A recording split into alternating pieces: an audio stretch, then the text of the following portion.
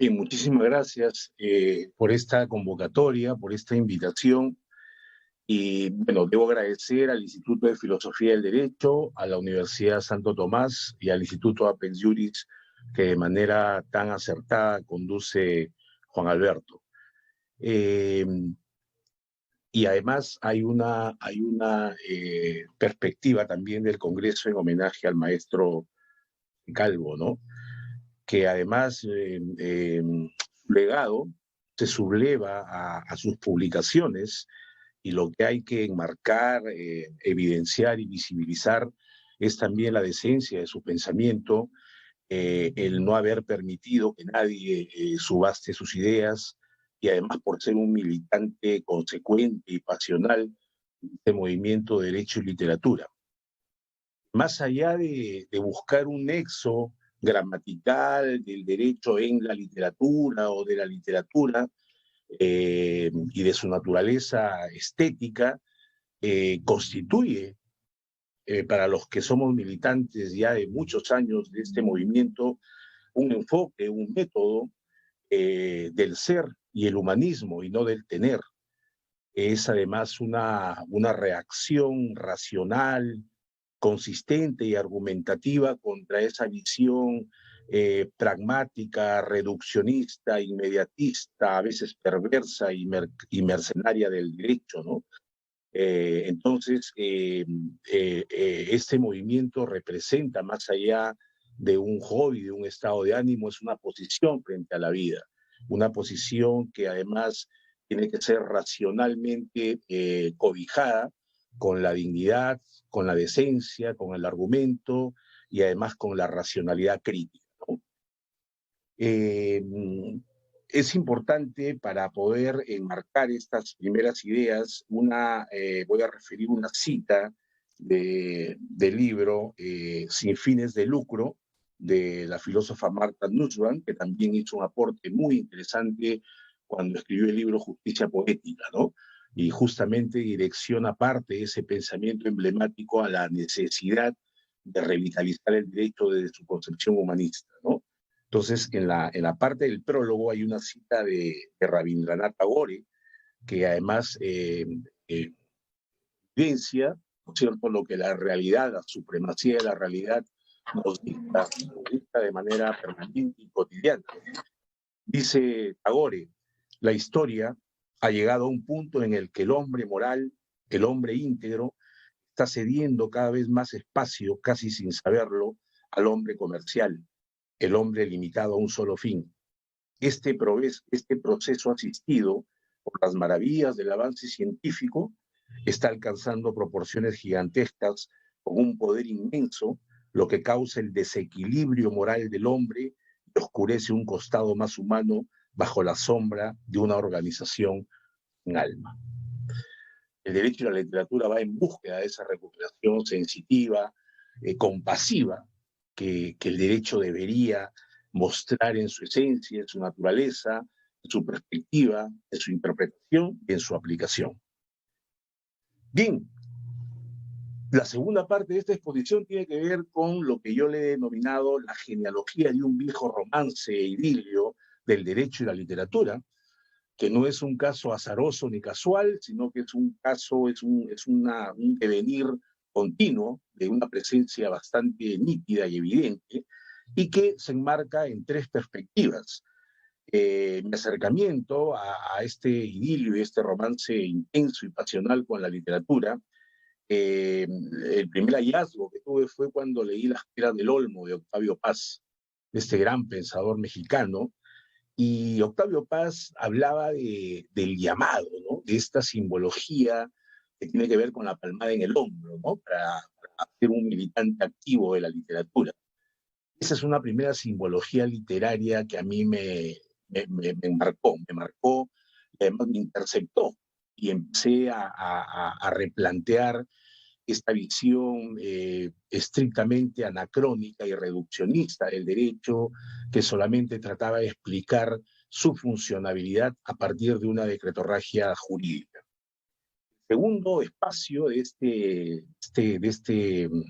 este romance, de este idilio, se dio cuando leí la obra de Vargas Llosa, Cartas a un novelista, donde él habla de una simbología analógica, ¿no es cierto?, comparativa, y compara a la literatura con un anélido, una solitaria que se introduce en tu cuerpo y te hace pensar ya desde la literatura a tiempo completo, ¿no?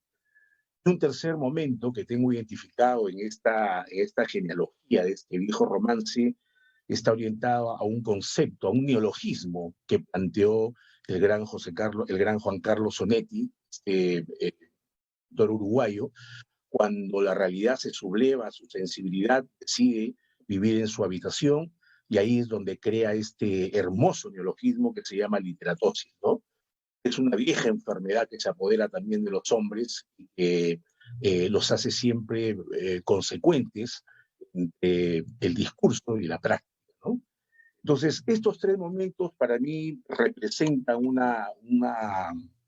aporte muy importante a mi vida existencial y también obviamente a mi vida académica, ¿no?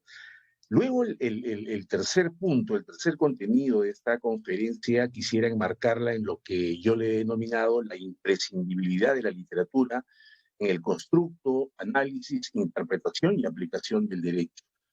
Voy a dar unas cuatro o cinco obras muy precisas donde se puede percibir y evidenciar este contacto, esta vinculación, esta armonía, esta simetría, este aporte que la literatura le da al derecho, ¿no?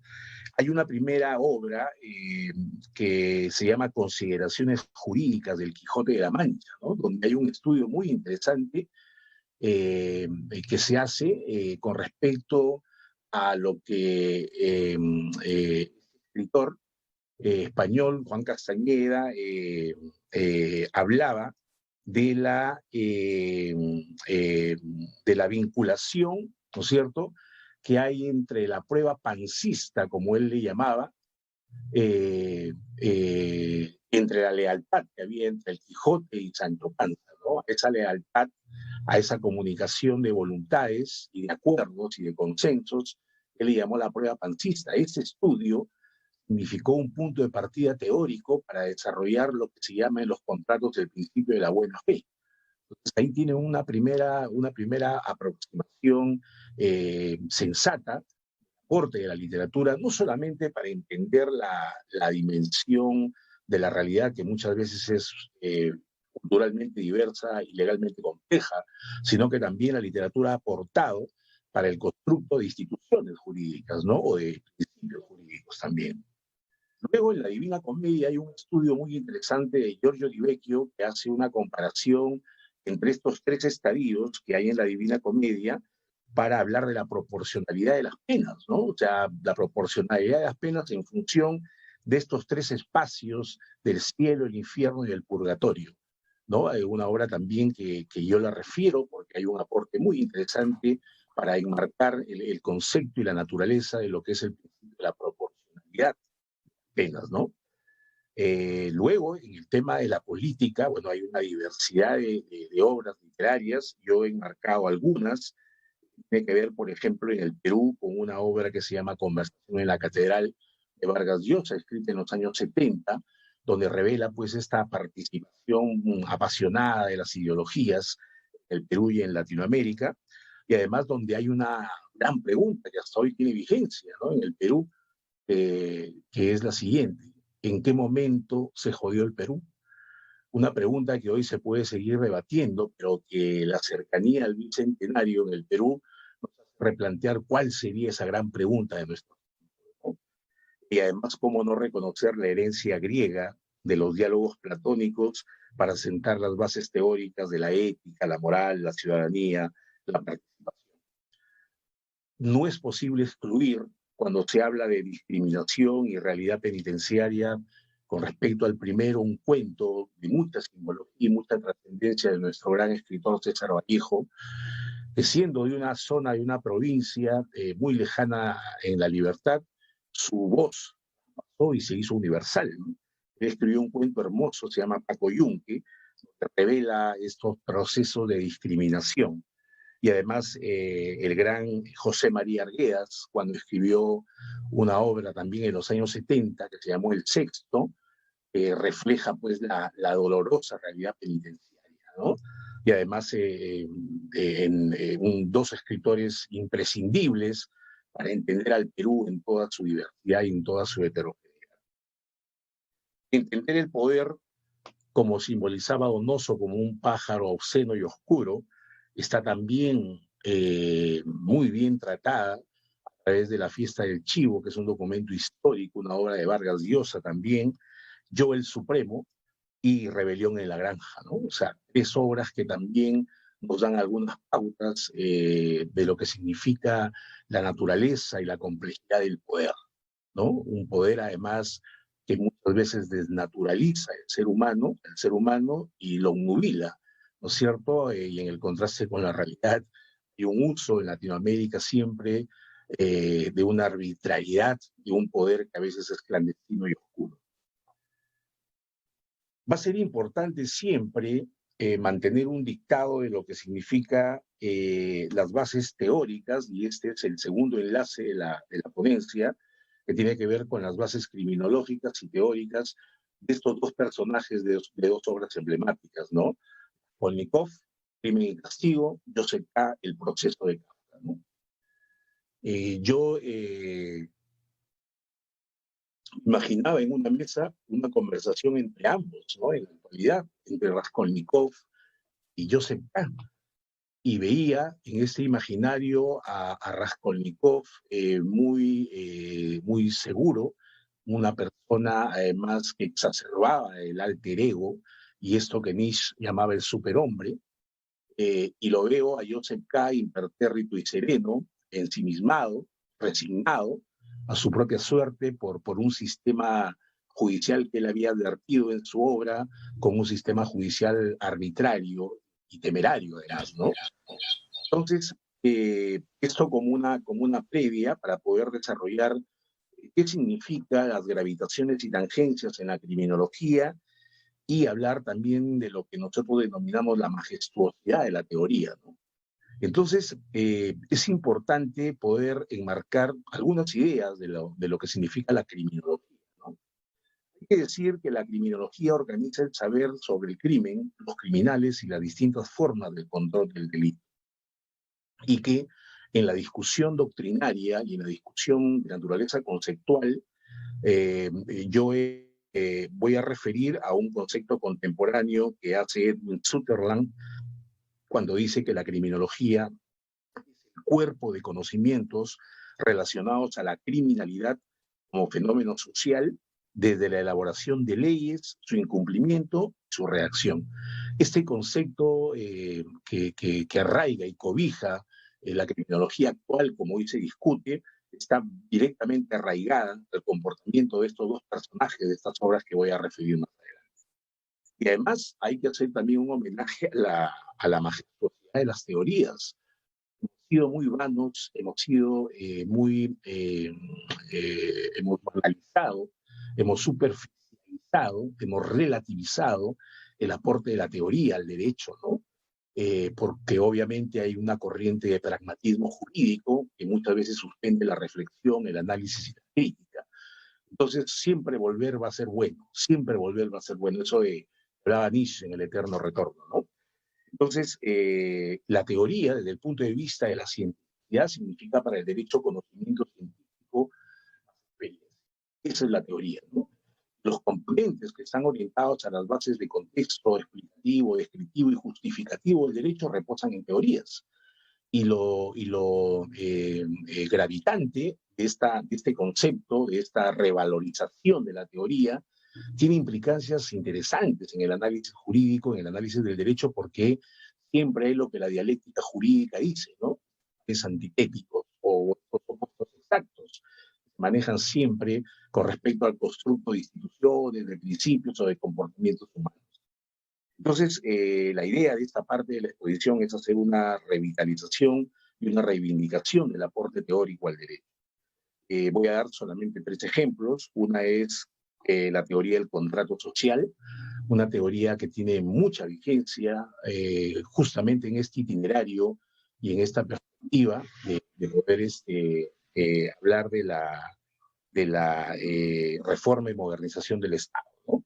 Bueno, hay otras teorías, como la teoría del análisis cultural del derecho, que ayuda mucho a relativizar, no a relativizar, sino a enmarcar los conflictos ambientales en el Perú y en Latinoamérica y la victimología. Muy bien, ¿cuáles son estas características importantes ya dentro del plano criminológico, ¿no? Hay contextos interesantes del comportamiento de Raskolnikov en Crimen y Castigo. El nombre Raskolnikov no es una casualidad, significa dividido, ¿no? Y el contexto histórico es importante siempre porque aporta una visibilidad a la interpretación del derecho y además porque hay una parte de la vida de Dostoyevsky que vivió entre la opresión y la liberación. Entonces ahí hay un segmento interesante que puede contribuir para poder enlazar el comportamiento y la actitud, ¿no es cierto?, de su ser, de su naturaleza. Y esto está enmarcado en dos teorías, la teoría ambiental rutinaria y la teoría del superhombre, ¿no es cierto?, donde dice Nietzsche en Así habló Zaratustra lo siguiente: una persona capaz de generar su propio sistema de valores, identificando como bueno todo lo que procede de su genuina voluntad de poder, los valores tradicionales someten a las personas más débiles a una moralidad esclava. Esos valores tienen que desaparecer para que aparezcan otros nuevos que representen el arquetipo de un hombre ideal. Y además, dejando algunas áreas problemáticas interesantes dentro de este breve análisis criminológico de este primer personaje, ¿qué pena debe recibir Raskolnikov en el contexto actual? ¿Se darían los presupuestos para plantear su inimputabilidad? ¿Serviría el constructo de la pena para su reinserción social? ¿Raskolnikov es acaso el producto de un sistema o es víctima del vacío del Estado o la exaltación del alter ego individual? Respecto a Joseph K., también hay un contexto interesante que tiene que ver con los amores, tuvo principalmente simbolizados en las cartas, este mecanismo epistolar de las cartas a Milena, y también la relación tirana con su padre. Esto se refleja justamente en estas obras, Carta al Padre, 11 hijos y Cartas a Milena, ¿no? Entonces hay que enmarcar siempre estas formas de vida, porque estas formas de vida te marcan una pauta, te aclaran o te ensombrecen en la existencia, ¿no?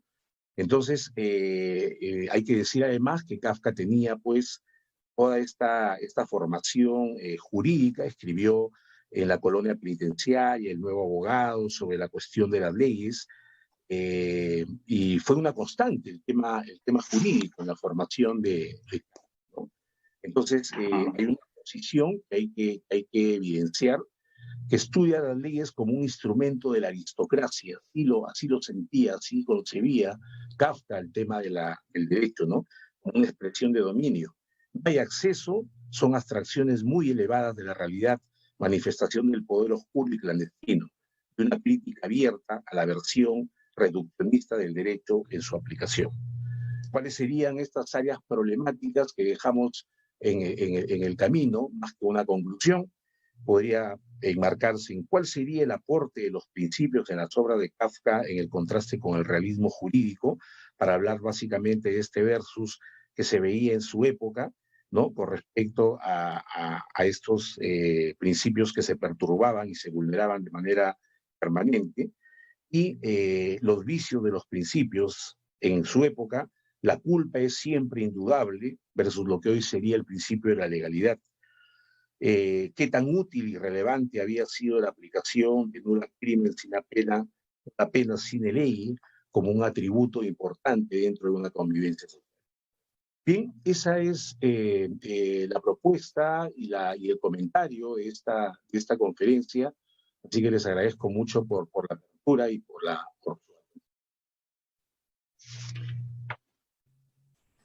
Doctor Rafael Aldave, ¿cómo está? ¿Cómo estás? ¿Qué tal? Qué gusto. Un placer tenerlo en el Congreso. Brillante exposición, doctor. Le agradezco por su brillante ponencia. Tenemos... ¿Cómo estás? ¿Qué tal? Qué gusto. Bien, sí, señor. Entonces, el grupo tiene una pregunta, el auditorio tiene una pregunta para hacerles. Le agradezco por su brillante ponencia. Perdóneme la intermitencia. Bien, sí, señor. Entonces, el grupo tiene una pregunta, el auditorio tiene una pregunta para hacerles. Le agradezco por su brillante ponencia. La pregunta es de Carlos Guzmán, donde señala cuáles son los valores que el hombre tiene que eliminar para lograr el avance del superhombre. Bien, esta es una teoría bastante compleja. Yo he leído solamente un fragmento de lo que Nietzsche proclamaba en su libro Así habla Zaratustra, ¿no? Hay una pugna entre el ser y el tener, ¿no? Y es volver a la esencia del movimiento de Derecho y Literatura, porque el movimiento de Derecho y Literatura busca el ser, no busca el tener. Y en el contraste con la realidad, en la práctica y en la formación jurídica, más se nos está enseñando para tener, no para ser.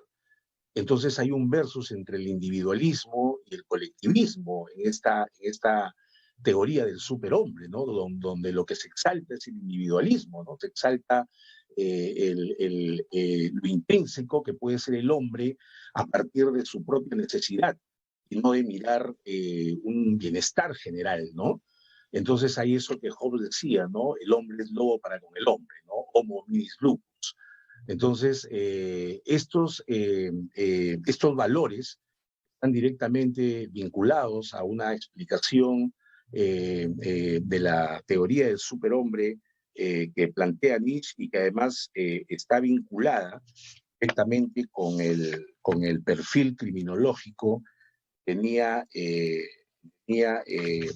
Raskolnikov.